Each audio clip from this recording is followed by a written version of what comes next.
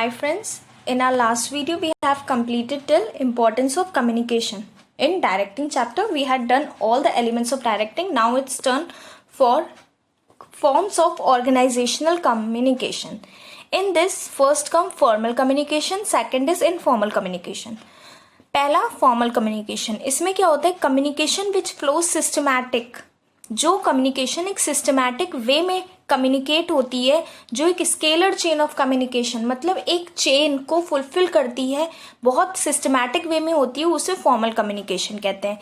Informal जो कोई भी एक सिस्टमैटिक वे फॉलो नहीं करती है, जिसमें no scalar chain of command, that is informal communication. Formal communication जो है वो चार तरीके से अपवर्ड, डाउनवर्ड, हॉरिजॉन्टल, डायगोनल. और informal gossips, cluster, single strand, probability. First is upward. In upward the flow of communication from subordinate to superior, मतलब superior एक जो कम्युनिकेशन है वो अपवर्ड फॉर्म में जाती है, दैट इज सबऑर्डिनेट से सुपीरियर तक कोई भी इंफॉर्मेशन कम्युनिकेशन पास हुई. डाउनवर्ड जब कोई भी कम्युनिकेशन टॉप लेवल से बॉटम लेवल तक ट्रांसफर होती है, that is downward communication. That is जब भी कोई प्लान्स हमें बताने होते हैं, कम्युनिकेट करने होते हैं, ऑब्जेक्टिव बताना होता है, तो वो ज्यादातर टॉप लेवल वाले लोअर लेवल को बताते हैं. Third is horizontal. It refers to the communication which take place between two person working at the same level of authority.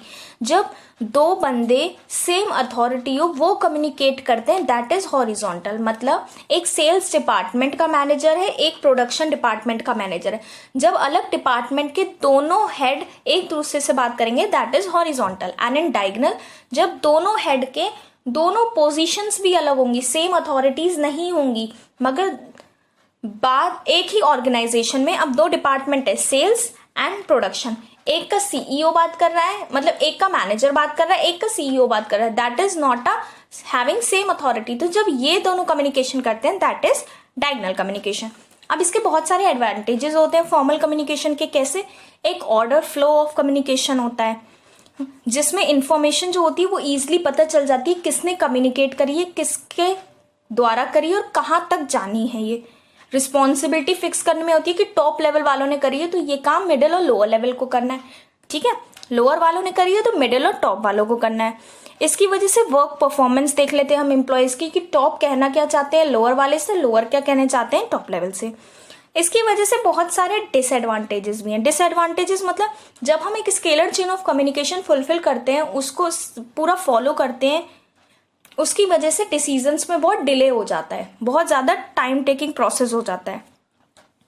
इसमें इंफॉर्मेशन बहुत इम्पर्सनल वे में दी जाती है. इम्पर्सनल मतलब आप टॉप लेवल वाले को लोअर लेवल को देनी है, बात करनी है, तो पहले टॉप लेवल वाला मिडिल लेवल को बताएगा, फिर middle level lower level. Top level lower level से डायरेक्ट कम्युनिकेट नहीं कर पाएगा, तो इम्पर्सनल वे में दिया जाता है, that is formal communication.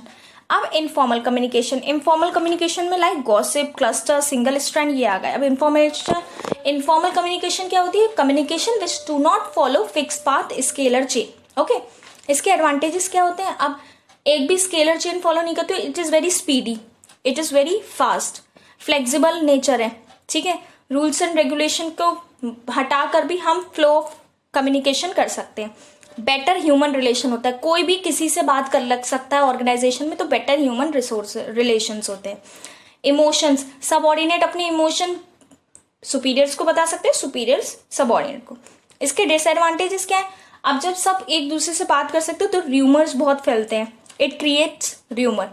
लैकेज of confidential information, confidential information जो होती है उसका बिल्कुल लीकेज हो जाता है, मतलब कोई भी पता नहीं चलता है, अगर हम बात ना भी बताना चाहें तब भी सबको पता चल जाती है, ठीक है. It is difficult to find source of communication. और जैसे उसमें है कि हमें पता है कि टॉप लेवल वाले ने बताया, इसमें इतनी गॉसिप्स के द्वारा इतनी बातें इधर उधर चली जाती कि हमें पता ही नहीं चलती जो असली बात है वो आई किस वजह से है और कहाँ से आई है, ठीक है.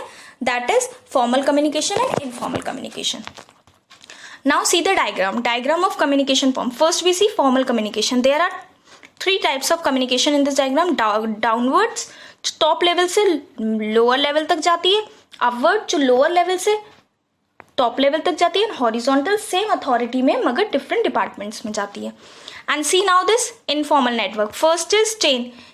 ये systematic way में जाती है मगर पता नहीं कभी भी किसी से भी कांटेक्ट कर सकती है।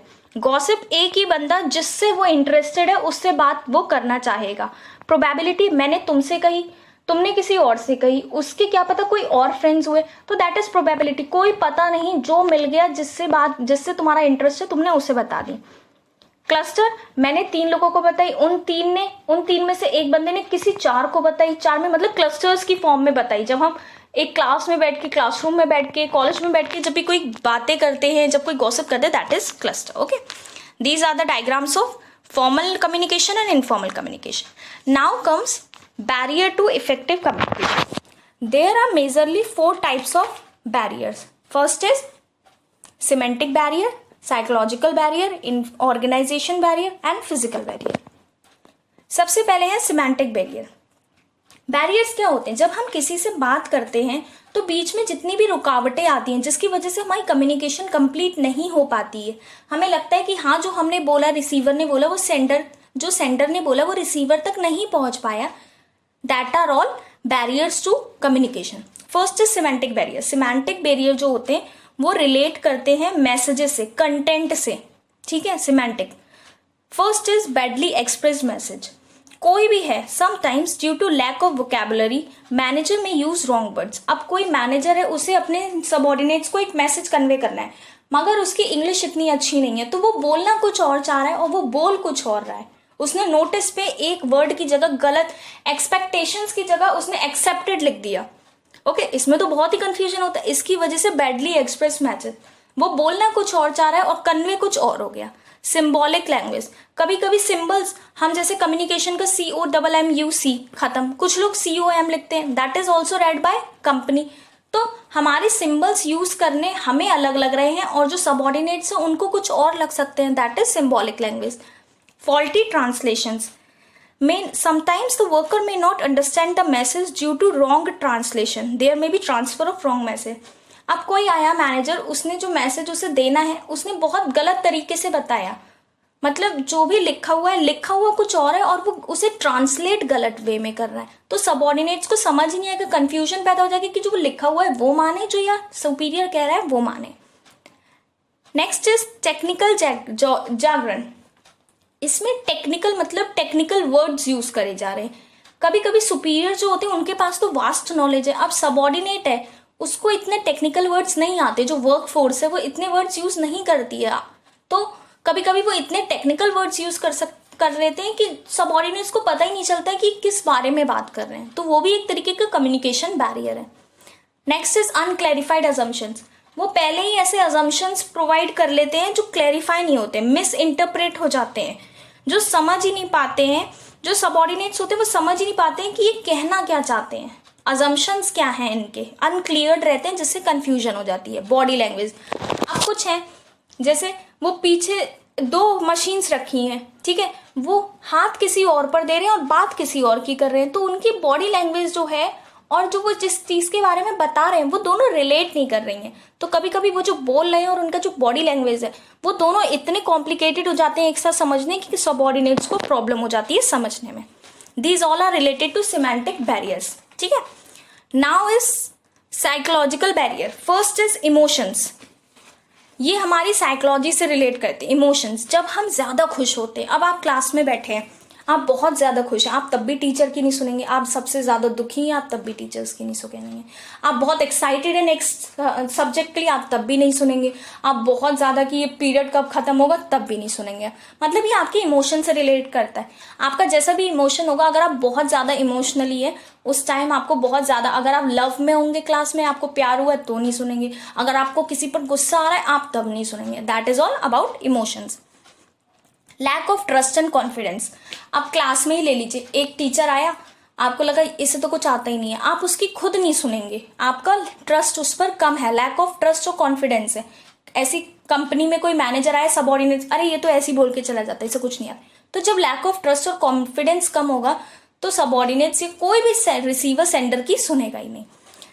Next is in attentiveness. अब आप किसी क्लास में बैठे हैं, ओके, बाहर आपने देखा विंडो की चिड़ियां हैं बहुत सारी, आपका मन ही नहीं लग रहा है पढ़ाई में, आप अटेंटिव ही नहीं है, तो वो एक ऑल्सो एक तरीके का बैरियर होता है कम्युनिकेशन में। आप जो भी बाहर चल रहा है उसकी वजह से आप काम नहीं कर पा रहे हैं, उस पर ध्यान नहीं दे पा रहे हैं जो मैसेज कन्वे हो रहा है, दैट इज इनअटेंटिवनेस।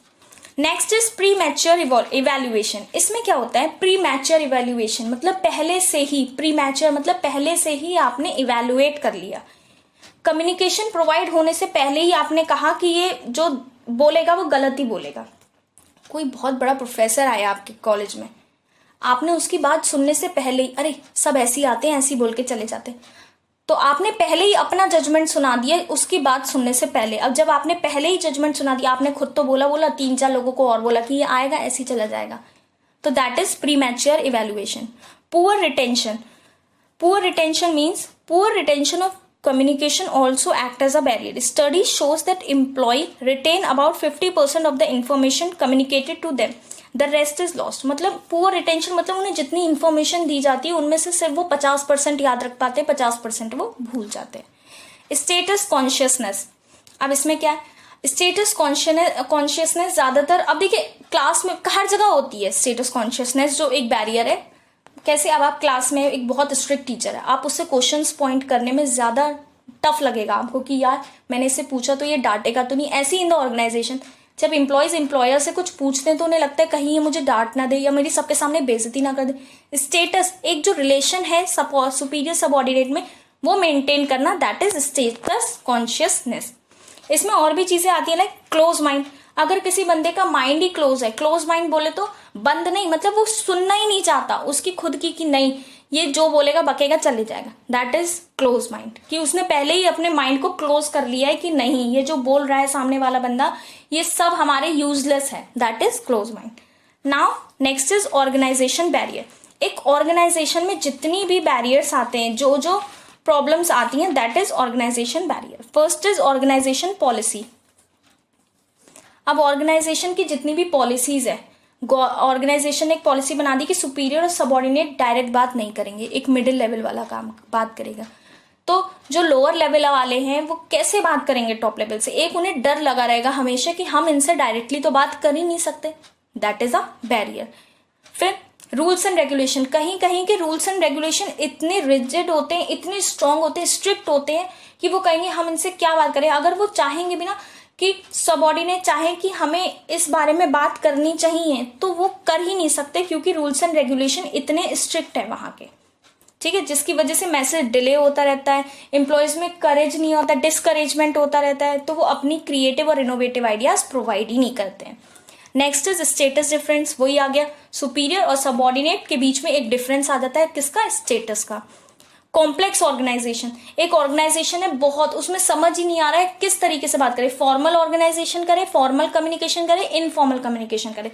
तो जहां बहुत कॉम्प्लेक्स चलती है ना ऑर्गेनाइजेशन की, पता ही नहीं चला किसको किससे बात करना है, तो वहां किसी को पता ही नहीं होगा हम किसको कहें तो हमारी कैसे बात समझी जाएगी और हमारी प्रॉब्लम का क्या सोल्यूशन मिलेगा, दैट इज कॉम्प्लेक्स ऑर्गेनाइजेशन।